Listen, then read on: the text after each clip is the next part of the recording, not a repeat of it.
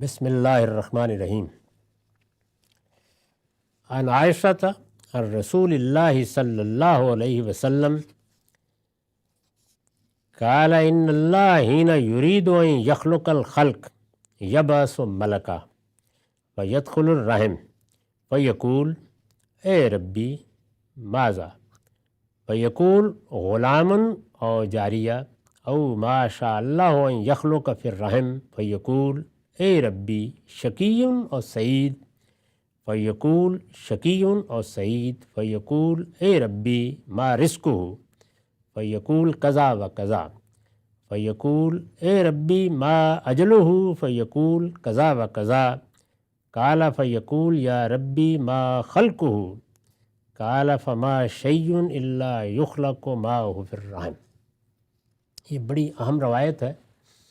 اس میں رسالت مآب صلی اللہ علیہ وسلم کی نسبت سے جو بات بیان کی گئی ہے، یقین کے ساتھ یہ تو نہیں کہا جا سکتا کہ اسے راوی نے پورا بیان کر دیا ہے یا اس کا پورا سیاق سباق سامنے آ گیا ہے، لیکن جو کچھ بھی ہے وہ بہت اہم ہے۔ اس روایت کو مشکل الاثار سے لیا گیا ہے، طحاوی کی مشکل الاثار سے، اور رقم ہے 3278۔ ام المومنین سیدہ عائشہ سے روایت ہے کہ رسول اللہ صلی اللہ علیہ وسلم نے فرمایا، اللہ جب کسی کی تخلیق کا ارادہ کرتا ہے تو ایک فرشتہ بھیجتا ہے۔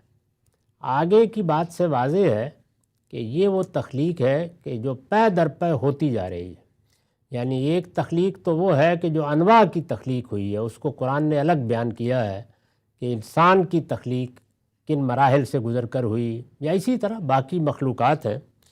لیکن اب یعنی اس دوسرے مرحلے میں ہر بچہ جب پیدا ہوتا ہے تو یہ اس کی تخلیق کو بیان کیا جا رہا ہے۔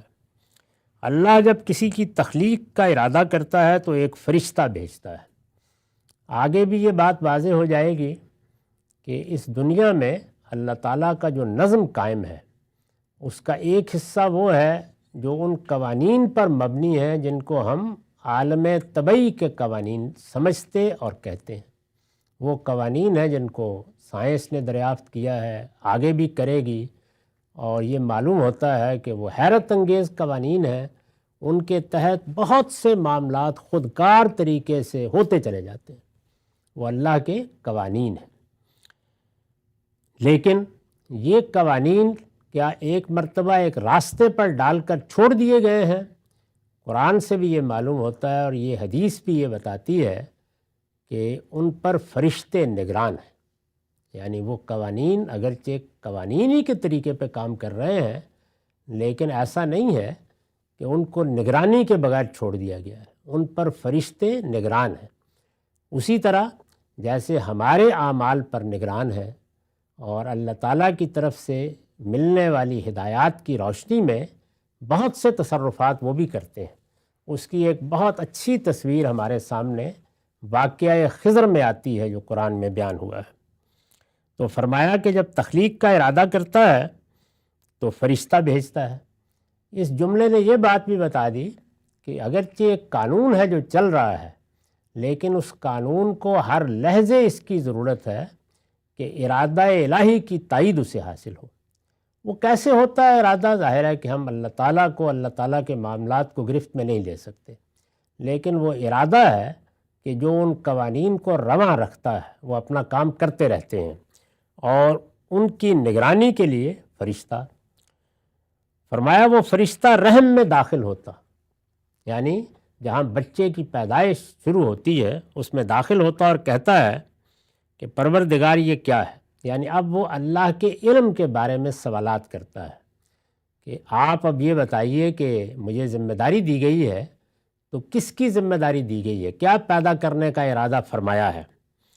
اللہ بتاتا ہے کہ لڑکا ہوگا یا لڑکی، یا پھر جو کچھ اللہ رحم میں تخلیق کرنا چاہتا ہے۔ یعنی اس فرشتے کو بھی براہ راست علم نہیں ہوتا، اور نہ وہ کوئی سائنسدان ہوتا ہے کہ وہ مطالعہ کر کے جاننے کی صحیح کرے، وہ اللہ سے پوچھتا ہے اور اللہ تعالیٰ اس کو بتا دیتے ہیں۔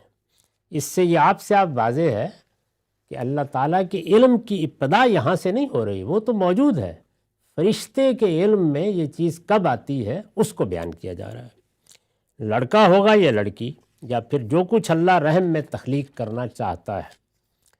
پھر فرشتہ پوچھتا ہے پروردگار یہ بدبخت ہوگا یا خوشبخت؟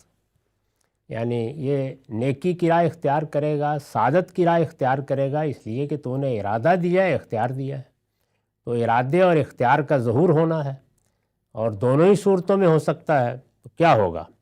اس پر بھی اللہ بتا دیتا ہے کہ وہ کیا ہوگا۔ یعنی اپنے علم کی روشنی میں فرشتے کو جو نگران مقرر کیا گیا ہے اسے بتا دیا جاتا ہے کہ تمہیں اگر اس جہاز کو اڑا کر لے جانا ہے تو موسم یہ ہو سکتا ہے، تو اس کے بارے میں بھی اسے بتا دیا جاتا ہے۔ اس پر بھی اللہ بتا دیتا ہے کہ وہ کیا ہوگا، بدبخت یا خوشبخت۔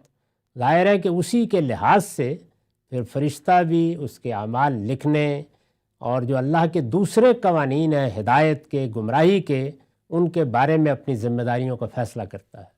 معلوم ہو جاتا ہے کہ اب اس نے کس رستے پر چلنا ہے۔ پھر وہ پوچھتا ہے پروردگار اس کا رزق کیا ہوگا؟ یعنی دنیا میں جو سب سے بڑی چیز ہے وہ یہ ہے کہ انسان کو معاشی لحاظ سے کیا ملے گا۔ عربی زبان میں رزق کا لفظ بہت وسیع المعنی ہے۔ صلاحیتیں کیا ملیں گی، کیا کام کرے گا، کیا عنایتیں ہوں گی آپ کی اس کے اوپر، تو گویا ایک طرف تھا اس کے اخلاقی وجود کا نتیجہ کیا نکلے گا، دوسری جانب یہ کہ اس کا عقلی وجود ہے، اس کا جمالیاتی وجود ہے، اسی طریقے سے وہ بہت سی صلاحیتیں لے کے آتا ہے، تو ان کے بارے میں وہ پوچھتا ہے۔ اللہ وہ بھی بتا دیتا ہے کہ اتنا اور اتنا، یعنی ہر چیز کے بارے میں جو اللہ کا علم ہے وہ فرشتے تک پہنچ جاتا ہے۔ پھر پوچھتا ہے پروردگار اس کی موت کا وقت کیا ہے؟ اللہ اس کا بھی جواب دے دیتا ہے کہ فلاں اور فلاں۔ اس کے بعد فرشتہ پوچھتا ہے کہ پروردگار اس کی فطرت کیا ہوگی؟ یعنی انسان کو اللہ تعالیٰ نے جو ایک فطرت دی ہے جس پر گویا مبنی ہے، اس کے اندر بھی ایک نوعیت کا تنوع ہے، اس کے مبادی یکساں ہیں لیکن اس میں بھی تنوع ہے۔ تو یہ پوچھتا ہے کہ کیا ہوگی؟ اس کے جواب میں اللہ فرماتا ہے وہی جو اس کے ساتھ رحم میں بنا دی جائے گی۔ یعنی فطرت کا جہاں تک تعلق ہے وہ یہ لے کر دنیا میں جائے گا۔ فطرت کوئی ایسی چیز نہیں ہے کہ جو بعد میں یہ اپنی صحیح سے حاصل کر لے گا۔ صحیح سے جدوجہد سے کیا ہونا ہے، یعنی اس کو دنیا کے اندر جو صلاحیتیں دی گئی ہیں اس کے نتائج دیکھنے ہیں، اس کو جو اخلاقی وجود دیا گیا ہے اس کو اس نے آزمائش سے گزارنا ہے اور اس کا نتیجہ نکلنا ہے۔ تو صحیح اور جہد کا میدان فطرت نہیں ہے، وہ تو جو بنا دی جائے گی اس کے ساتھ یہ ابتدا کرے گا۔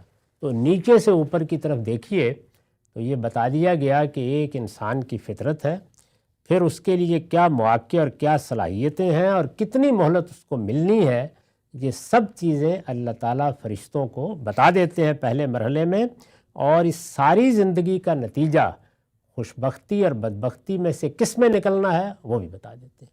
یہ سب اس پر میں نے لکھا ہے کہ یہ علم الہی کا بیان ہے۔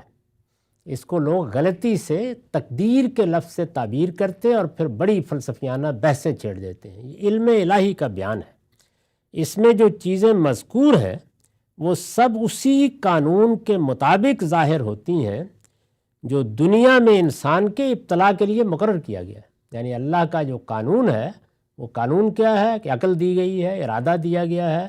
اب گویا مجھے امتحان میں ڈال کر یہ کہا جاتا ہے کہ جو کچھ بھی تم نے حاصل کرنا ہے وہ تمہاری اپنی صحیح میں کتنا ملنا ہے اس کا میدان یہ ہے، اس کو حاصل کرو۔